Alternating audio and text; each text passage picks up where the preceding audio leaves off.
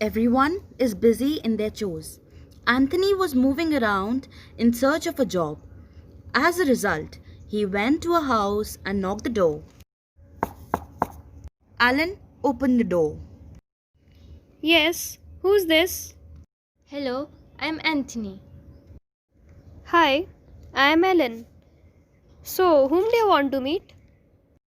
Actually, I'm looking for some work. It can be household chores, driving, or anything else. Is there any requirement for a servant in your house? Just wait for a while. Let me call my dad. Dad, can you come here? Someone has come to see you. Yes, my child. Who's there? Dad, he is Anthony. He is looking for some work. Can he get any work here? Alan, as you know, your mother has been hospitalized and there is no one to do household chores, so we can hire him. So, yes, Mr. Anthony, you can join from tomorrow. Next morning, Anthony knocked the door and James opened the door. Hello, I'm the new man servant here. Adam told me about you. Welcome. Thank you, sir. Jenny explained Anthony about all the chores he has to do. Yes, madam, I understood everything. But how much will I be paid? As decided earlier, we will pay you $70 per month. Okay, madam, I will just start my work from today itself. Several days passed. Anthony was working well. He was regular to his job, but as he was poverty stricken, he got tempted and started stealing the jewelries, dollars, and many expensive items. Anthony is doing his work and stealing some expensive items over there. Aline, where is my gold chain? Have you seen it anywhere? I kept here in Almira, but I am unable to find it. Oh, don't worry, uncle. I will find it till you come. It will be here somewhere in the drawers. You just enjoy your party. See you soon. Okay, Aline. Hope you will find it. It was quite expensive. Anthony started sweating and he's tense now. He took out his handkerchief and just wiped it out. Gradually, the expensive items of the house started missing. One day, Anthony was preparing to steal some dollars from Jenny's cupboard, but instantly, Jenny saw him stealing the money and keeping in his pocket. Anthony, this is what you're doing here, biting the hand that feed you? Wait, let me tell you a reality to everyone. Please, madam, no, don't tell to everyone, please. Dad, Uncle, Alan, please come here. I have caught the real thief. Who is it? Who is it? Yeah, tell me fast. My watch has also been missing for many days, which was gifted by your mother, Jenny. Uncle, your gold chain and Dad, your watch has been stolen by nobody. But the man is in front of you, Mr. Anthony, whom you trusted blindly. Are you kidding, Jenny? It is hard to believe. Yes, Dad, I have seen him stealing with my naked eyes.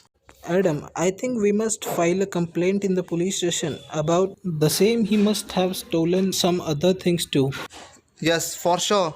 When the cops will give him two whacks or 30 torture, he will definitely speak the truth. Before Mr. Adam could turn Anthony out of the house, Alan interrupted on his behalf. I am not taking anyone's favor, Dad, but I just believe that the love and understanding brings out a basic human goodness in human being. Let me spend a little time alone with Anthony. I am confident that such kind of affectionate behavior towards him would let him speak everything that he feels. Yes, brother. I trust Alan. We should give them some time alone. Anthony, I know you have been taken into custody in Berhampur Circle Jail 2 times in case of theft. Jail? No, never, madam. I had never been put in prison. Don't lie, Anthony. I got your parole papers that you dropped while working in the kitchen. See, Anthony, do not panic. You just believe me, the one you trust the most. I can see the pain which you are hiding behind your eyes. You can share your grief with me. I assure you, I would help you as much as I can. Anthony didn't expect such kind of warm-hearted behavior from Ellen. As in the past, he had never been welcomed by anyone. Wherever he goes, people chased him away. There was probably not a single place in the whole world where he was welcomed and can feel at home. Basically, he was afraid of being arrested and cross examined. He was living a life of isolation. At last, Anthony got emotional and started shedding tears. He could see her own daughter in Ellen. Therefore, he shared everything with her. My dear, you have been so nice to me all day long. I have never been treated like the way you treated me. It was all due to my daughter that I had to indulge in thievery. My daughter has been hospitalized since long time and it looks like she has a very short time with us. Madam, I can't bear the pain of separation with my daughter, so I am in a need of money, which is compelling me to get into the line of thievery. I also feel embarrassed sometimes. At last, Ellen had a cry of sorrow because she had the same case with her mother. She could feel his pain indeed. You don't worry, Anthony.